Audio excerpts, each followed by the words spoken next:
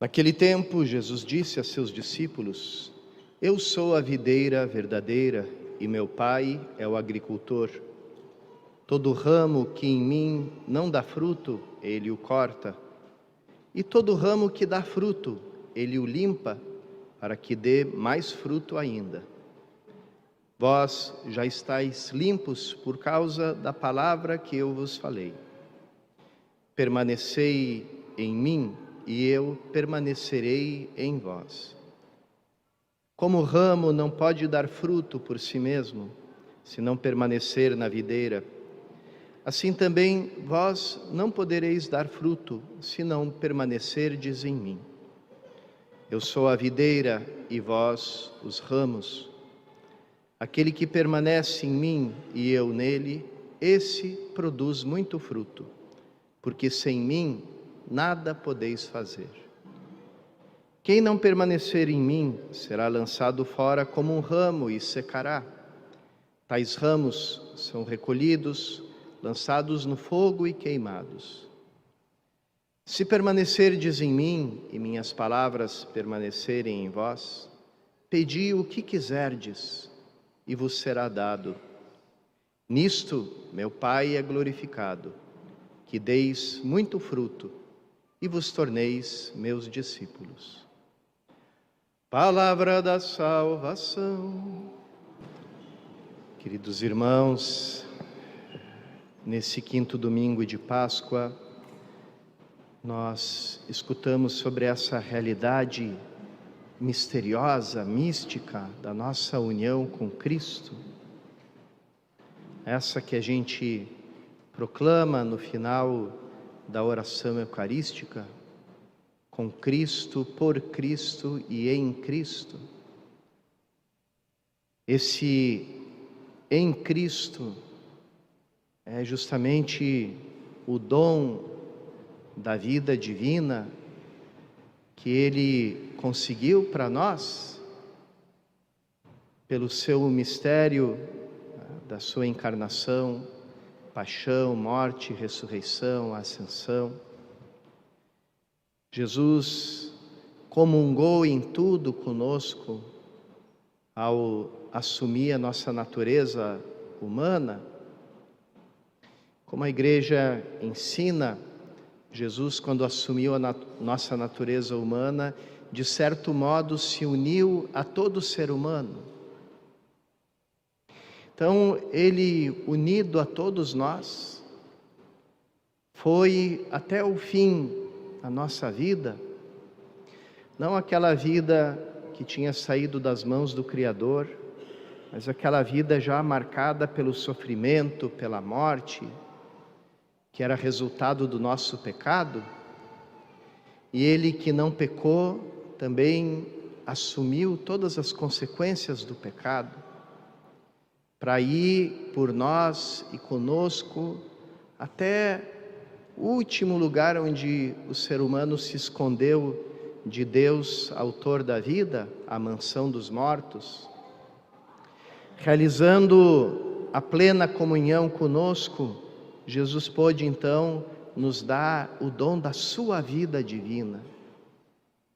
Filho de Deus se faz filho do homem, para que os filhos dos homens se tornem nele filhos de Deus.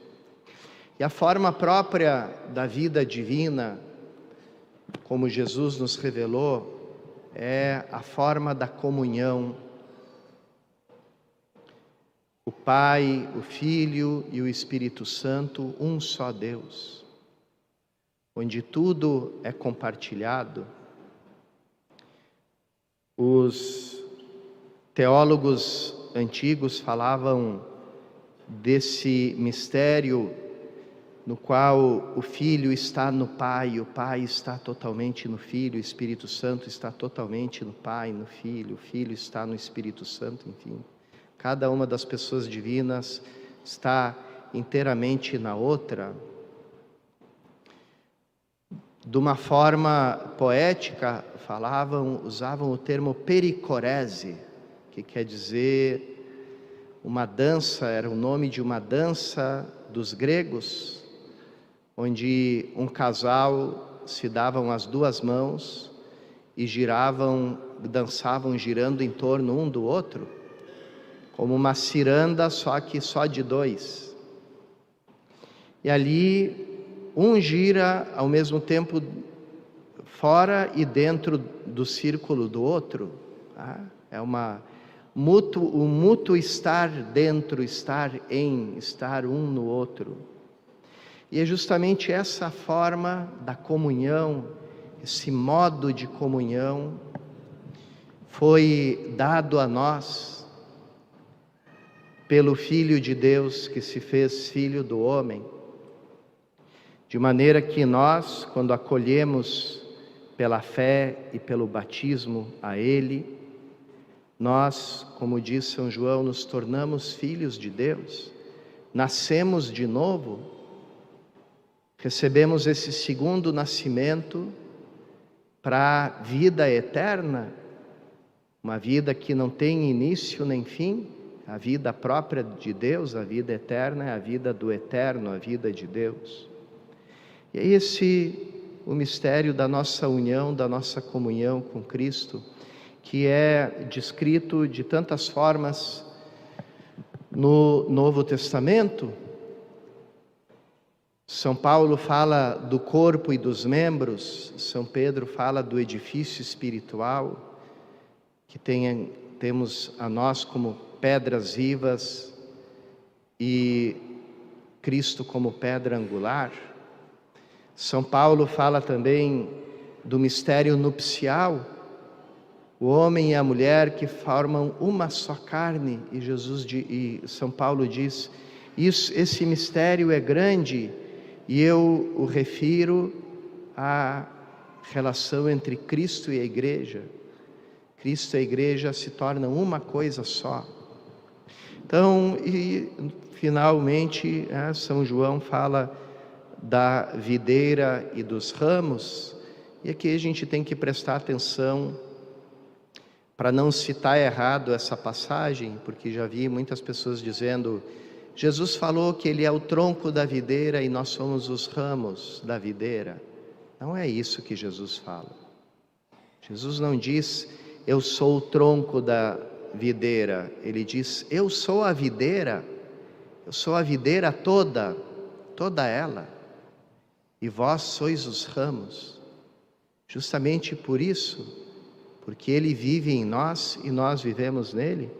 O autor cristão do século XIV, Nicolau Cabasilas, dizia: esse mistério é tão grande, tão profundo, que nenhuma imagem é capaz de nos fazer entender ou visualizar esse mistério. Cristo se entrega todo a nós, de maneira que Ele está mais em nós do que nós em nós mesmos. Repetindo um pouco aquela expressão que já era de Santo Agostinho, intimior intimo meo, que quer dizer, Deus está mais dentro de mim do que eu mesmo. E tudo aquilo que é de Cristo é mais nosso do que aquilo que é de nós. E por isso nós entendemos também qual é o fundamento da nossa comunhão entre nós. São Paulo diz, Cristo é a cabeça, nós somos os membros do seu corpo, e por isso somos membros uns dos outros. Santo Agostinho nos lembra, e isso foi parar no Catecismo da Igreja Católica, quando comungamos a Eucaristia, nós comungamos o Cristo total, cabeça e membros. E, portanto, nós nos comungamos uns aos outros. Esse é o sentido daquele gesto da paz antes da comunhão, porque se nós não estamos em comunhão uns com os outros, como é que nós podemos dizer amém quando o Padre nos apresenta a Eucaristia e diz corpo de Cristo? Se você está em desavença com o teu irmão, você não pode olhar para a Eucaristia e dizer amém quando é dito para ti corpo de Cristo, porque você diz, sim, corpo de Cristo, amém, para 99% dos membros.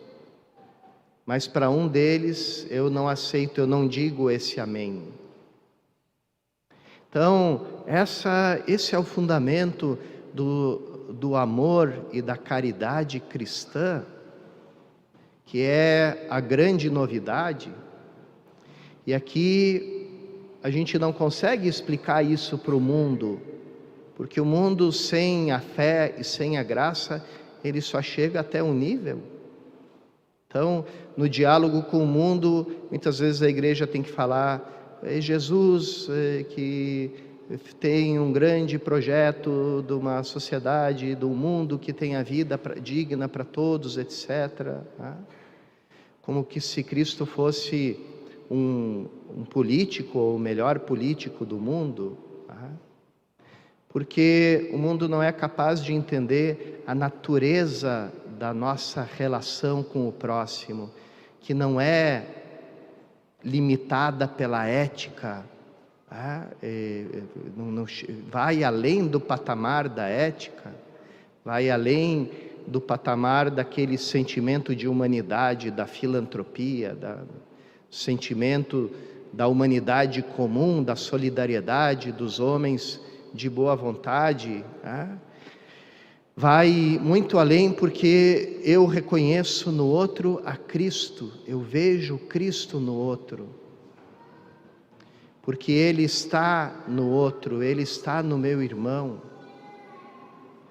e de forma que aquilo que eu faço para o meu irmão, eu faço com Cristo. Se Ele me deu uma vida em forma de comunhão, então, de maneira que tudo que é dele é meu, e tudo que é meu é dele, então tudo que é meu é dos meus irmãos, e tudo que é dos meus irmãos é meu também.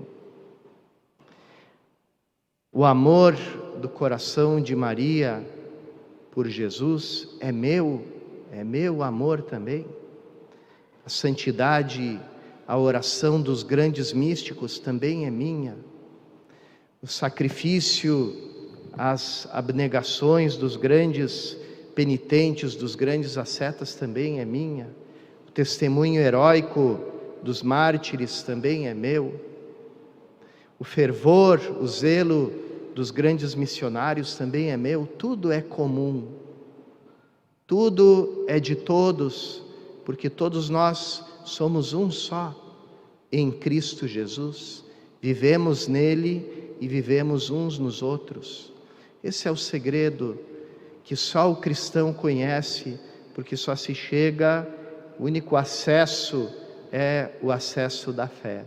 E justamente a gente manifesta que acolheu na fé esse mistério quando vive essa caridade. A grande prova de que eu acreditei em Cristo, de que eu acolhi a vida divina que Ele me trouxe, a vida em comunhão, é quando eu realizo essa comunhão com os meus irmãos, e ali está a prova da fé. Por isso, irmãos e irmãs, não existe essa diferença entre fé e obras. Se as obras estão ausentes, é porque não tem a fé também. Como Santiago dizia, me mostra a tua fé sem obras, que eu te mostro a minha fé através das minhas obras. Ou seja, através dos meus frutos. Vamos pedir, irmãos e irmãs, que essa Eucaristia abra os nossos olhos para que a gente acolha e receba e manifeste todos os frutos dessa vida de comunhão que Cristo nos trouxe e que nos deu de presente no dia do nosso batismo.